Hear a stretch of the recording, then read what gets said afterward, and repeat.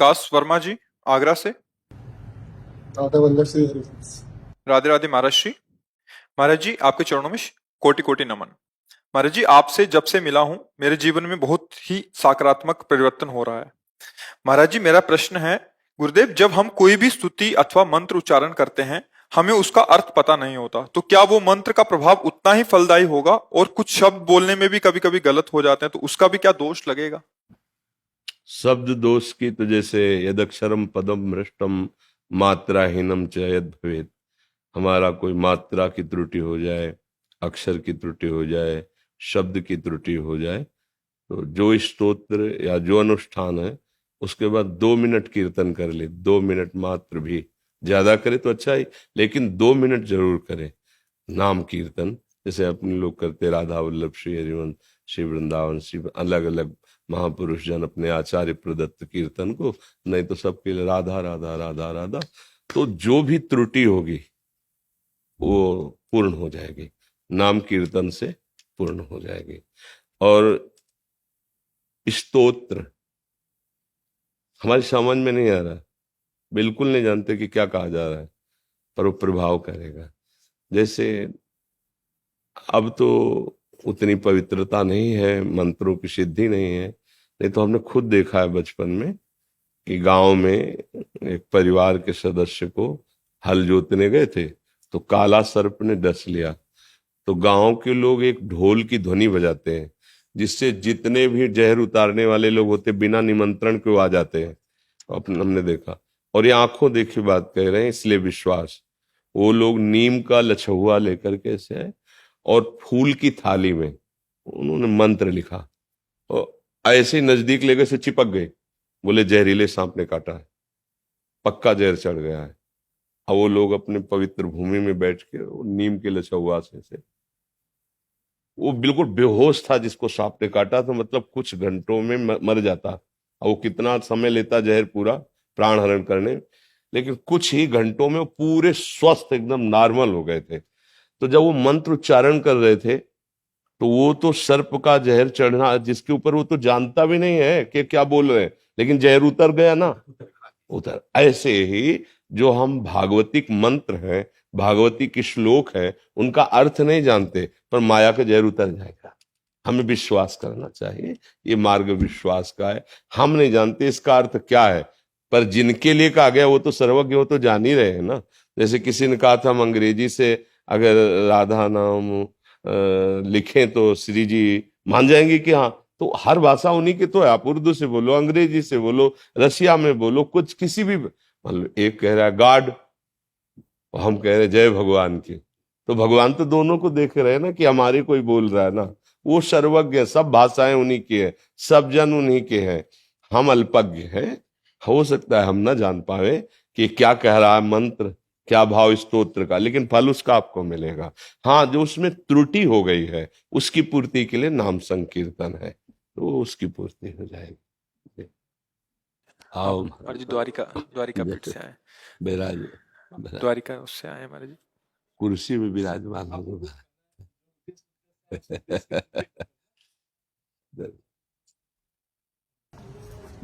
हमारे गुरुदेव विगत वर्ष 11 सितंबर को शरीर त्याग दिया। शरीर त्यागने से 12 दिन पूर्व उनका दिया हुआ संदेश है जगत को, क्योंकि हम काशी में थे तो महाराज जी के दर्शन होते हैं। जी बहुत अद्भुत है। ये द्वारका जिसका छोटा सा प्रसाद है आपकी, ये हमारी आराध्य देवी है और जो यहाँ की अधिष्ठात्री भी है, माता राजराजेश्वरी त्रिपुर सुंदरी। सुनो, एक महाराज जी को श्री जी का प्रसादी सुंदरी आदेश आदेश ने आग्रह करते हैं, इसलिए कि हर में ही घड़ी है।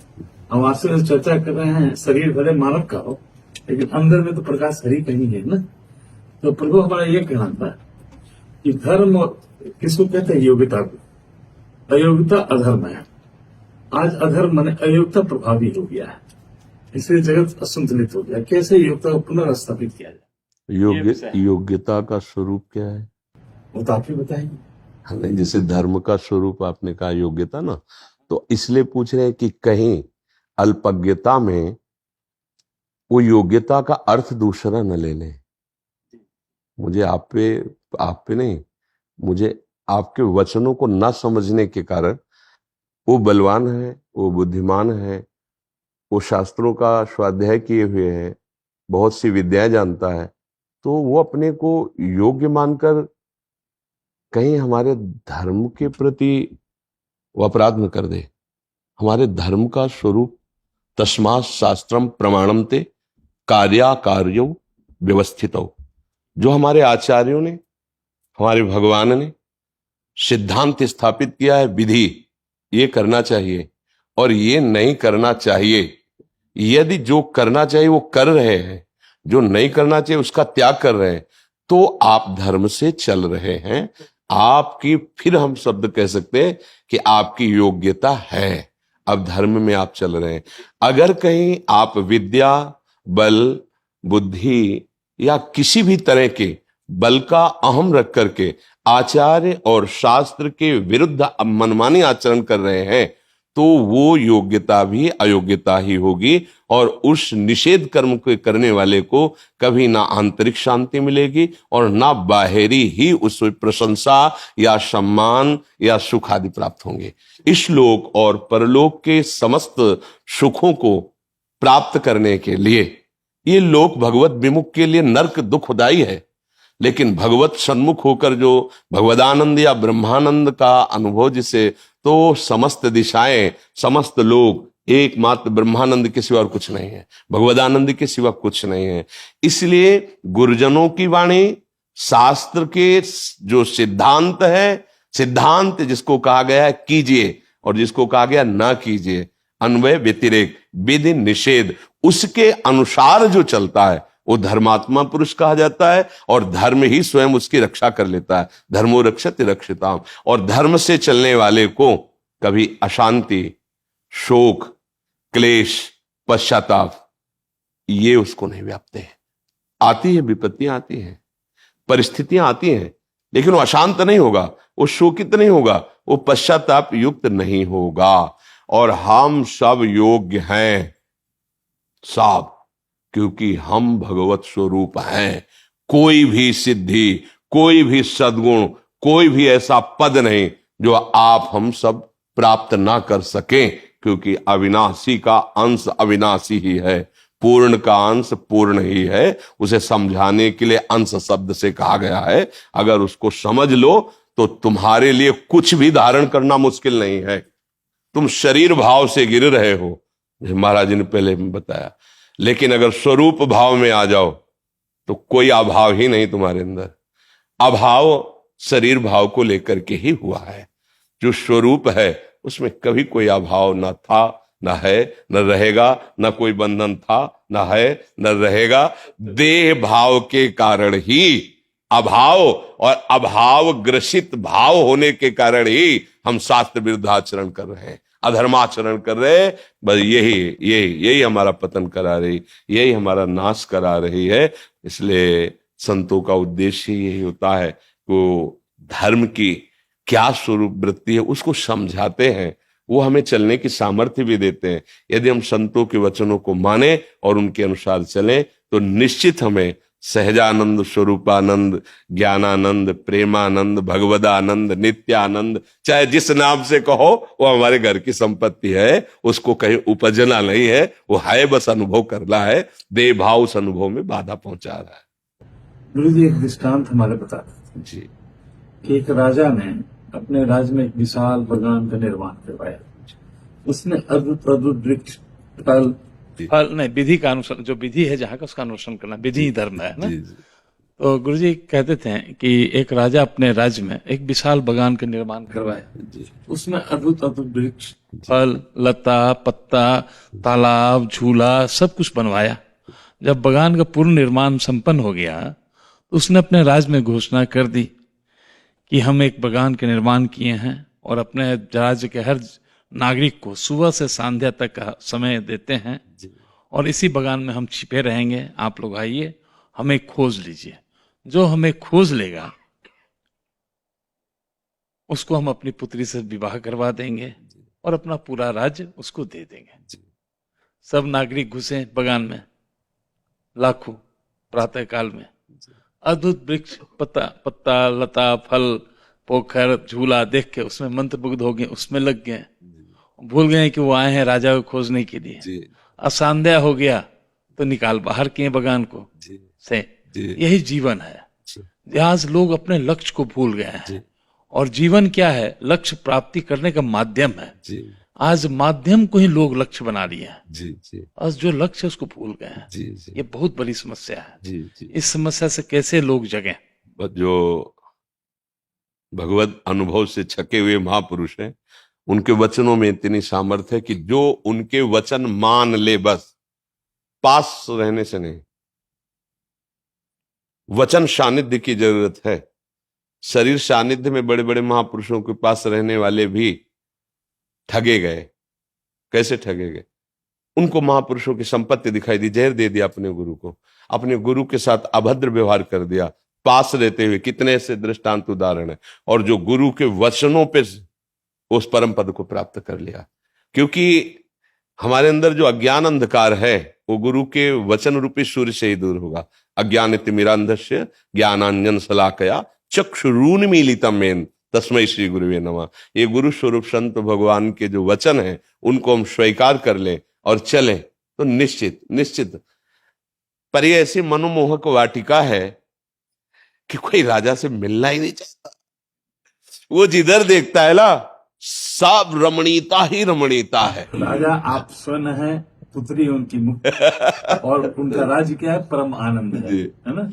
ऐसा मनोमोहक वाटिका रचा है संसार भगवान ने कि पूरी जीवन की शाम हो जाती है, उसी से फुर्सत नहीं होती, उसी में रमा रहता। उसको ये बात ही नहीं समझ में आती कि मेरा लक्ष्य है राजा को खोजना। हमारा लक्ष्य भगवत प्राप्ति, स्वरूपानुभव, तत्वानुभव। ये सब भूल गए। केवल इस मनोमोहक वाटिका में, मनोरंजन में ऐसे पूरे जीवन की शाम हो गई। महाराज एक चीज बस कहना चाहेंगे, एक सिक्का के दो पहलू होते हैं, चित और पट। चित लेंगे तो पट नहीं मिलेगा, पट लेंगे तो चित नहीं मिलेगा। एक तरफ अभाव है, एक तरफ भाव है। प्राय जीव अभाव में जी रहे हैं उससे, लेकिन इनके पास भाव ही नहीं है। भाव की उत्पत्ति कब होगी? जब गुरु की कृपा होगी, जब हम विषय से मुक्त होंगे, जब हम अंतर्मुख होंगे। बिल्कुल। तो भाव की जिस दिन प्राप्ति हो गई, परमात्मा भाव के अधीन है, भक्त वत्सल है। भाव की जब परमात्मा प्राप्ति होगी तो परमात्मा तो आपके वत्सल हो जाते हैं। बिल्कुल। अगर परमात्मा ही आपके वत्सल हो जाएंगे तो फिर आपको क्या चाहिए? पर ये क्या विषय सेवन करने वाली बुद्धि ऐसा नहीं समझ पाती है। इसीलिए संत महात्मा जन प्रयासरत तो है, जितने भी महापुरुष हैं ये सब बुला के या जा करके समझाई तो रहे। हरि की कृपा से ही हम आपके पास आ रहे हैं। तो हरि किसको कहते हैं? जो भव रोग हरे वही है हरि। तो विषय का आकर्षण ही भव रोग है। विषय जो है, विष शब्द का अपभ्रंश है विषय। तो जिस जीव के मन में विषय का आकर्षण है उसकी मृत्यु निश्चित है। तो मृत्यु से कैसे बचे? मृत्यु अधर्म है, मुक्ति ही हमारा धर्म है। प्रकृति का नियम है क्रिया को रोकना, प्रतिक्रिया को कोई नहीं रोक सकता है।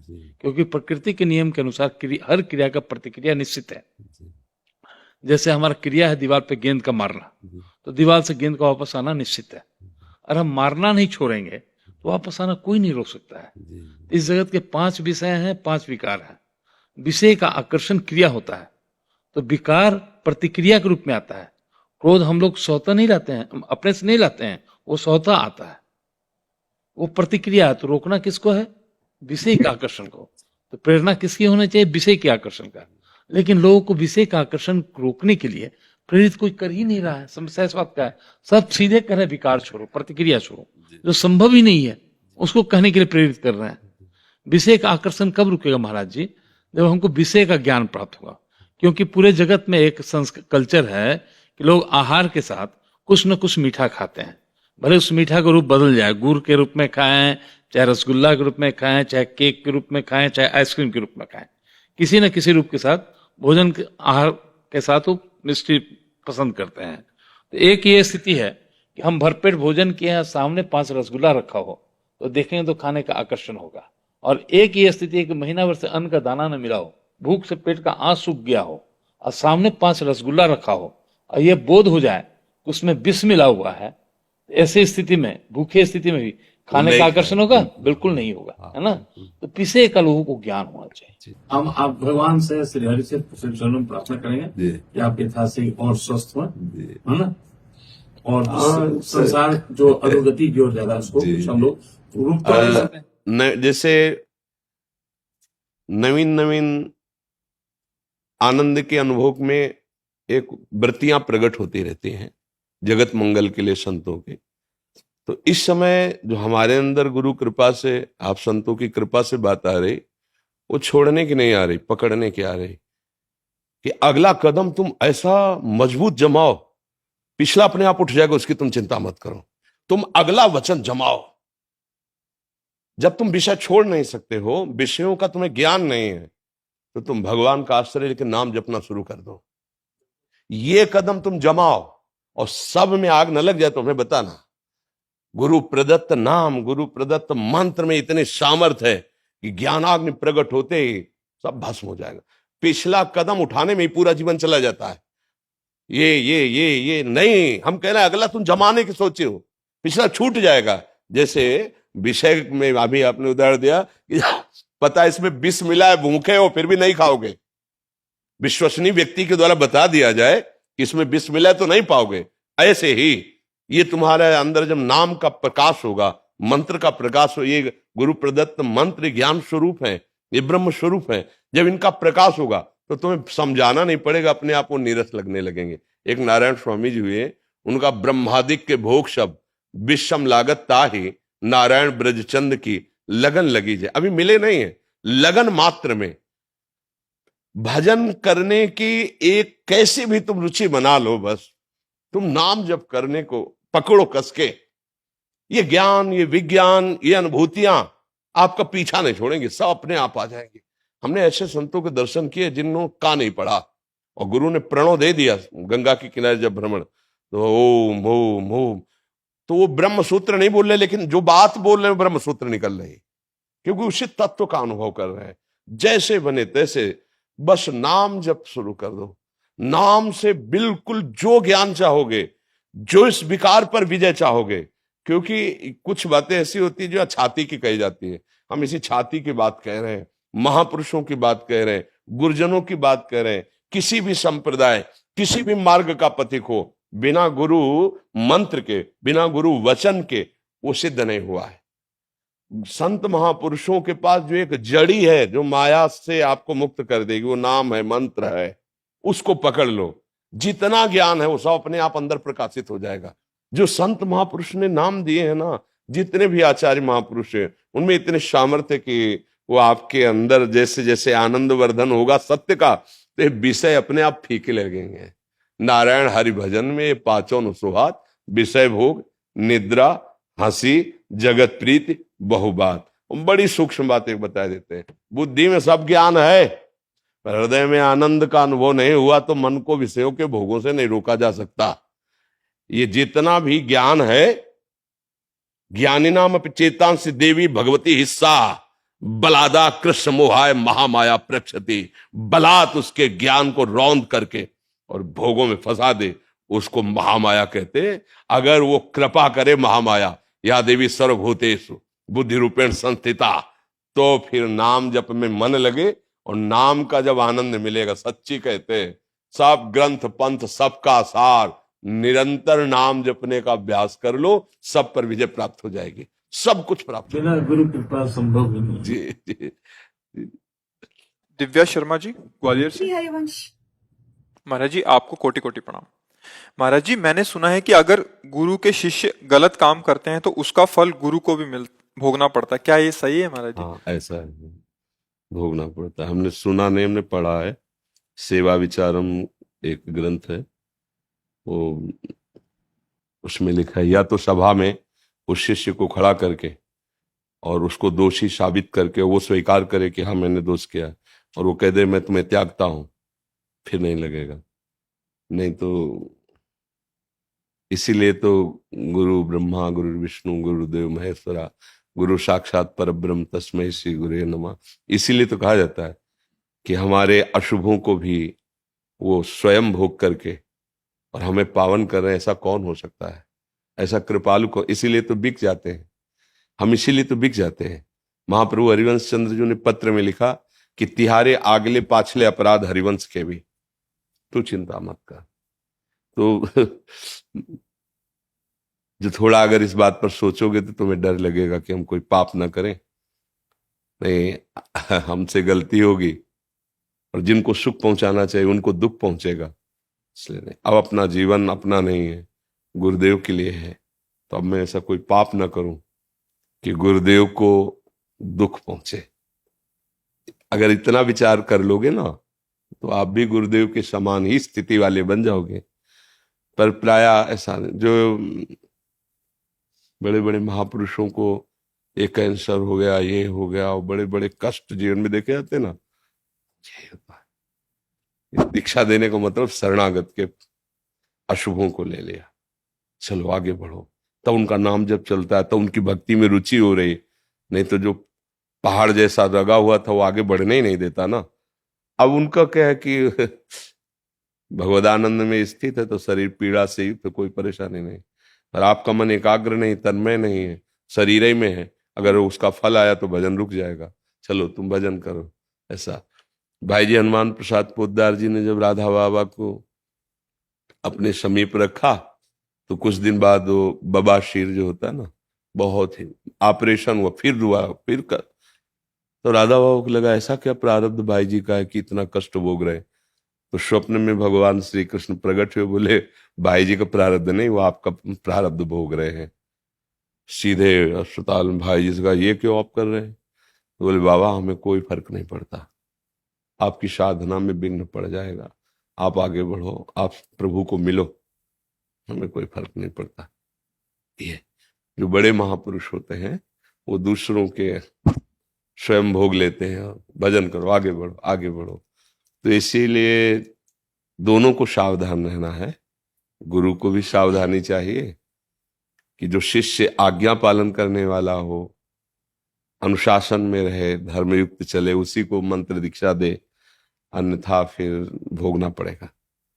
तो इसलिए शिष्य को भी चाहे कि ऐसी करुणामयी माँ जैसा स्वभाव रखने वाले गुरुदेव को हम सुख न पहुंचा सके तो दुख क्यों दें।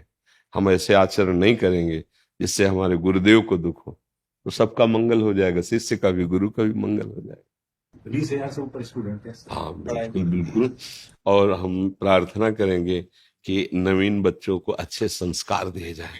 जो आज का वायुमंडल हमारे नवीन पीढ़ी को दूषित कर रहा है, अगर आपका आत्मबल और समाज में प्रयास ये सफल हो रहा है तो इस विषय पर भी थोड़ा दृष्टि डालिए कि किसी धर्म ग्रंथ जो है उसकी चाहे किसी संत की वाणी सुनवाइए या स्वयं आप उसकी, मतलब ऐसा एक, हाँ ऐसा होना चाहिए जैसे ब्रह्मचर्य है, ये व्यभिचार दोष से निवृत्त होने के उपाय, व्यसन से बचने के उपाय।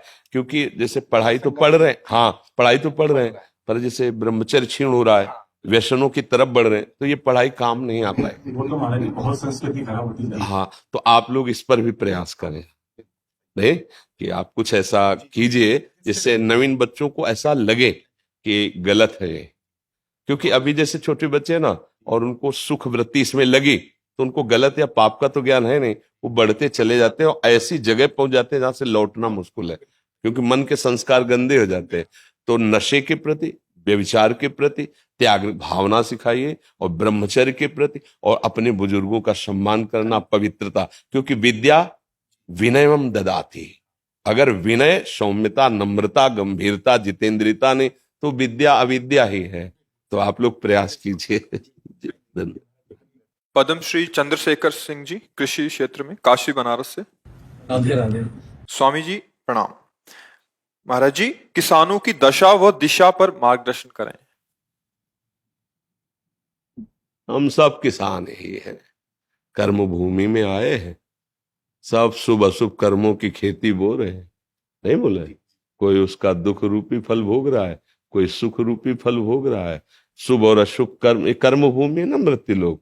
वैसे तो हम सभी किसान ही हैं, पर वास्तविक जो प्रगट लीला में जिनको किसान कहा जाता है, ये बड़ी ही मतलब तपस्यामयी जीवन होता है किसानों का। क्योंकि हम किसानों के घर में पैदा हुए, तो हमें कोई उसमें पढ़ना नहीं, उस विषय को हम जानते हैं कि अब जैसे 10 बीघा खेती है, 15 लोग घर में हैं, अब बच्चों की पढ़ाई, कपड़ा लत्ता, ब्याह बर, खाद पानी, सिंचाई का घंटों के पैसे होते हैं, 4 घंटे 5 घंटे में 1 बीघा, ऐसे ऐसे होता है। ठंडी के समय जब कोई रजाई नहीं छोड़ना चाहता, वो जो कपड़े हैं भी वो समेट के, क्योंकि पानी लगा है, पूरी रात पानी लगाता है पूरी। अब इतना महंगा समय है और उसका अनाज इतने गिरकर सस्ते दामों में जाता है, और पूरा देश उसी का उदर पोषण का हेतु होता है, वो उसी का किसान का। लेकिन उसकी हालत ये रहती है कि वो अच्छा कपड़ा नहीं पहन सकता, वो अपने बच्चों को अच्छी पढ़ाई नहीं पढ़ा सकता, क्योंकि इतनी लागत लगती है, अच्छा उसमें यह है ही नहीं कि लागत लगने पर हमें माल मिल ही जाएगा। अब लाही सरसों जिसे कहते हैं, खेत बढ़िया खूब चक हो गया, बाली एकदम पकी तैयार, सुबह उसे काटना है और शाम के हल्का पानी हो गया, सूर्य की किरणें निकली, सब कलियां फूट गई, सब सरसों बिखर गई। अब वो बैठे रो रहा, क्या करे, लाखों रुपया लगा करके भी वो गरीब का गरीब और कर्जदार हो गया। ऐसे जब उनको अध्यात्म का ज्ञान नहीं होता तो फिर एक उपाय मिलता है कि क्या करूं, आत्महत्या कर लूं। ये हम मतलब पढ़ी लिखी बात नहीं कह रही है, हम समस्या कह रहे हैं। हम लोग जैसे किसान के घर में जन्मे थे ना, तो रात में बादल गरज रहे हैं, पकी फसल गेहूं की खड़ी है, चना की खड़ी है, सरसों की खड़ी है, पूरा परिवार ऐसे बैठा है, राम राम राम राम भगवान, बस 2 दिन का समय दे दो, किसी तरह काट करके हम घर। अब अगर वो 2 दिन में वर्षा हो गई तो पूरे साल की कमाई गई उसकी। अब उसको ना कोई सरकारी सहयोग मिलेगा और ना सामाजिक सहयोग मिलेगा। वो सदैव, इसीलिए जैसे भारत का सैनिक प्राणों की आहुति देने के लिए तैयार है, ऐसे ही सच्ची पूछो तो महान तपस्वी किसान, वो हमारे पूरे देश को भोजन दे रहा है। भाई आप बड़े पदाधिकारी, लेकिन खाओगे तो रोटी दाल ही और वो तो वहां पैदा हो रहा है, मेहनत उसकी देखो। स्कूल से आने के बाद हमें पढ़ने का समय नहीं दिया जाता था, मक्का के खेत है, रखाओ चल के मक्का।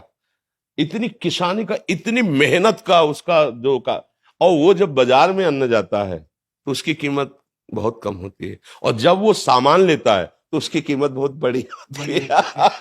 तो वो हमने देखा है कि किसान आदमी जो है ना, कभी ब्याह बर हो तो नए कपड़े बल गए, वो भी साल में एक आध बार जो अन्न का ड्योढ़ा लगा है उससे, नहीं तो उसका जीवन बड़ा कष्ट में रहता है, बड़ा कष्ट है। किसान वास्तविक प्रणाम योग्य और सबके प्रणाम योग्य है, क्योंकि कुछ भी तुम 10 लाख कमाओ महीने, लेकिन खाओगे क्या? 10 लाख थोड़ी खाओगे, खाओगे तो अन्न ही ना। तो उसके अब ये कि थोड़ा सा आधुनिकता बढ़ गई है, पर वो अन्न में पावर नहीं रहा। जैसे अपने लोग थे ना, 1 बीघा में 8 मन गेहूं होता था, 8 मन, क्योंकि उर्वरक डालने की सामर्थ्य भी नहीं थी और उर्वरक निषेध भी किया जाता था कि अन्न पौष्टिक रहेगा। गाय का गोबर, वो जो गांव में पशुओं का एक वो बनाया जाता है ना, गोबर डालने का, हाँ, उससे फिर भर भर के बैलगाड़ी में खेतों में बिखेरा जाता। 8 मन हमारी, अब जो है 60 मन, 40 मन, 45 मन, पर उस अन्न में ऐसे केमिकल उर्वरक तत्व मिल गए कि वो हमारे शरीर को हानि पहुंचाते हैं, स्वस्थता नहीं सुरक्षित रह पाती। अच्छा, अब जब पशु नहीं पालेंगे, क्योंकि अब पशु ना पालने का स्थान बनता जा रहा है, क्योंकि बैल से तो खेती जोती नहीं है, ट्रैक्टर से जोती नहीं है, तो बैल का तो मतलब नंदी का तो कोई सवाल ही नहीं रह गया कि कोई किसान पाले। क्यों पाले, मतलब समझो। अब क्या, अब बछड़ा होता था ना, तो एक हर्ष सा होता था किसान के, गाय माता ने बछड़ा दिया, अभी आगे चल करके बैल होकर हमारे हल जोते। मतलब 8-10 गायें तो होती ही थी, उनका गोबर, उनका दूध, वो पौष्टिकता। पर किसान आदमी अर्थ, जहां अर्थ की बात आती थी वहां साहूकार सेठों के कर्जे की तरफ सोचना पड़ता था कि भाई अगर 1000 रुपया लेना है तो फिर 20% में अब वो अगर मतलब 10 रुपए भी चाहता है तो उसे अनाज बेचना है। अब उसको ये देखना है कि हमारे ड्योढ़ा में अगर अनाज कितना है, 1 साल का भोजन उसी से होगा, अब वो बहुत कष्टमय जीवन हमने देखा है, मतलब उसी कुलों में पैदा हुए किसानों के, तो देखा है। तो किसान का अगर सरकार से अच्छा सहयोग हो तो भले कुछ हो, नहीं तो वो आज अच्छा खेती में जैसे आप बार बार उर्वरक डाल रहे हैं तो उसकी क्षमता कम हो रही है, भूमि की क्षमता कम हो रही, वो अन्न फिर उतना नहीं उपजा पाए। अब वो जो केवल किसान है जिनके लड़के बच्चे नौकरी कर रहे हैं उनको तो ठीक है, खान पीने को खेती से हो गया और अर्थ है, लेकिन जो केवल किसान है सच्चे मानो एक तपस्वी से कम नहीं है, भारी तपस्या का उनका विषय होता है। तो इसलिए उनकी तो हम वंदना ही कर सकते हैं, उनके विषय में बस यही है कि सरकार सहयोग करे। और तो मतलब किसान चूंकि अब इतना बुद्धि का वो फैलाव नहीं है कि वो छल कपट और संसार, गांव के आज भी लोग हैं, मतलब आज भी है, आपको बताए आप जैसे चले जाओ कोई परिचय नहीं है और आप ऐसे कुछ जरा सा तो वो एक दामाद की तरह आपका सेवन करेंगे, आओ भैया बैठो चाय पी लो भोजन पालो। और यहाँ चले जाओ कॉलोनी में बगल वाले कमरे में कौन रहा है, कोई परिचय नहीं है, चाहे जितना रोए चिल्लाए कोई पूछेगा नहीं कि तुम क्यों रो रहे हो। और गांव में एक आदमी कष्ट में हो तो सैकड़ों लोग वहां खड़े हो जाएंगे जाके। एक आज भी ऐसा माहौल है।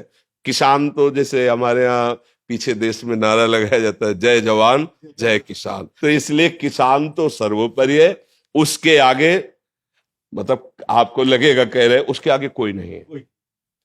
अगर हम संत जन जिन्हें कहा जाता है तो हम पैदा भी उन्हीं के घरों में हुए हैं और पले भी वहीं हैं और पोसे भी गए हैं और आज भी उधर वहीं से भर रहा है, आज भी उन्हीं के।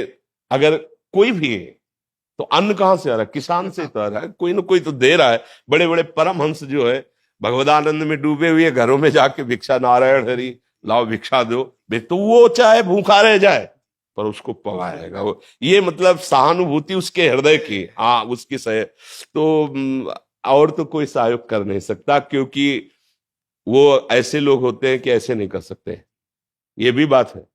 गरीब हैं मेहनत करते हैं पर वो ऐसे नहीं कर सकते, वो ऐसे ही करने की कोशिश करेंगे हमारे पास जो सूखी रुकी है खा लीजिए।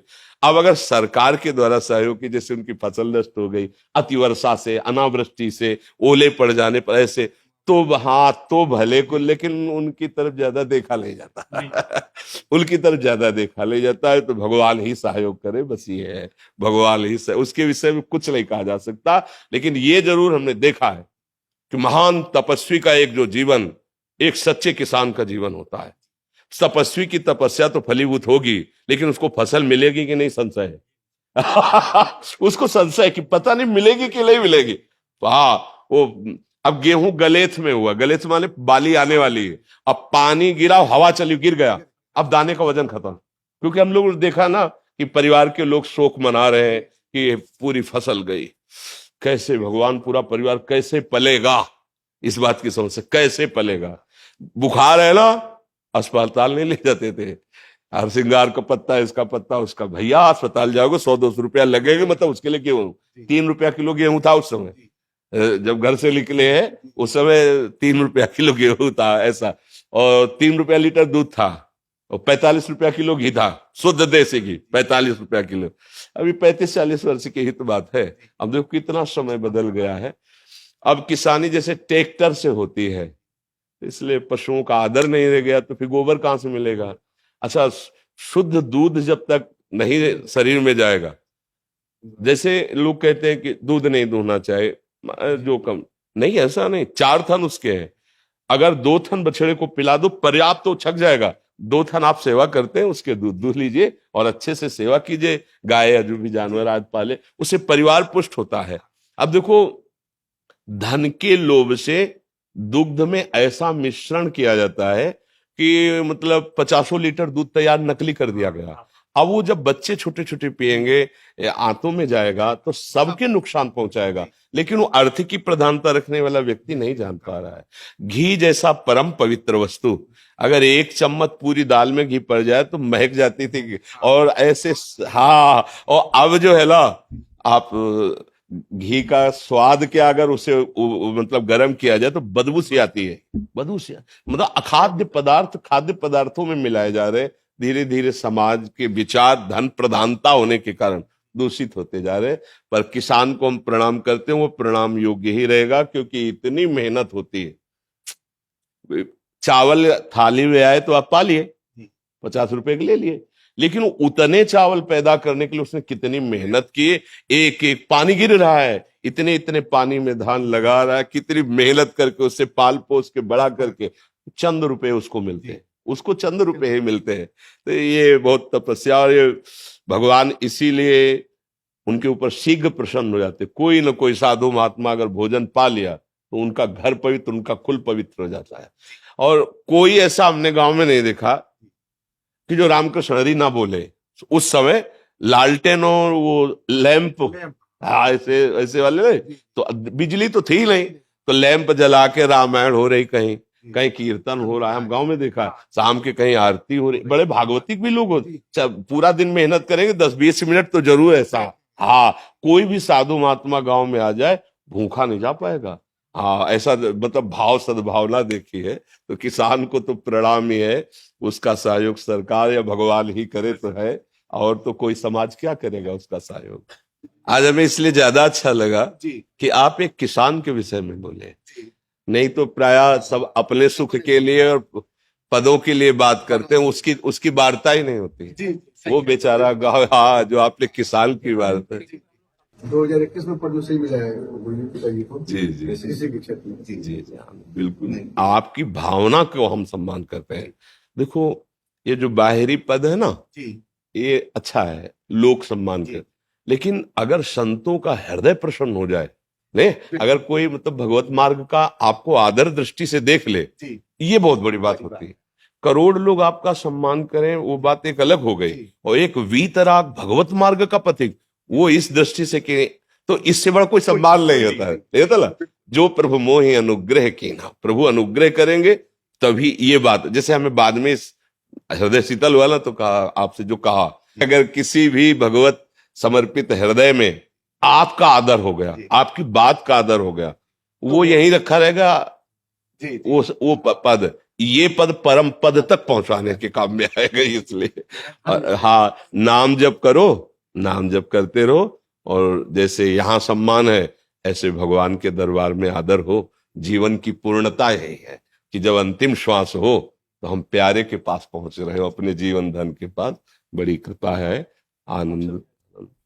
धन धन धन धन धन धन।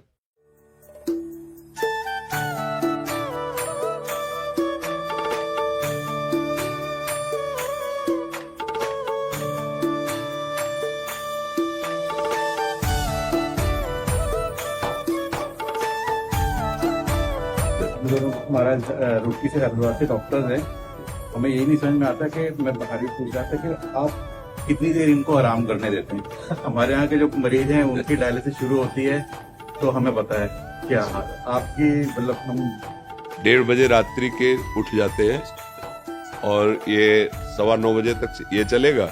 इसके बाद जाके एक रोटी पाएंगे, 1-1.5 पा पाते हैं, और बस तुरंत डायलिसिस में चले जाएंगे।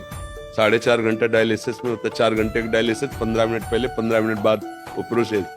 फिर इसके बाद जो कमजोरी होती है उसको 8 बजे रात्रि तक भोगते रहते हैं, फिर लेटे 1:30 बजे फिर जग जाते हैं। आपकी सबसे बड़ी हिम्मत ये है कि आप हम लोगों से मिल रहे हैं, कौन क्या इन्फेक्शन लेके आ जाए, ये हम लोग। वहां पर ये है हमारा ये भाव कि अब जितने दिन जीवन है, किसी को वचन से, दृष्टि से, हमारे समीपता से अगर आनंद मिल जाए, मंगल हो जाए, ये तो जा ही रहा है शरीर, आज नहीं तो कल जाएगा।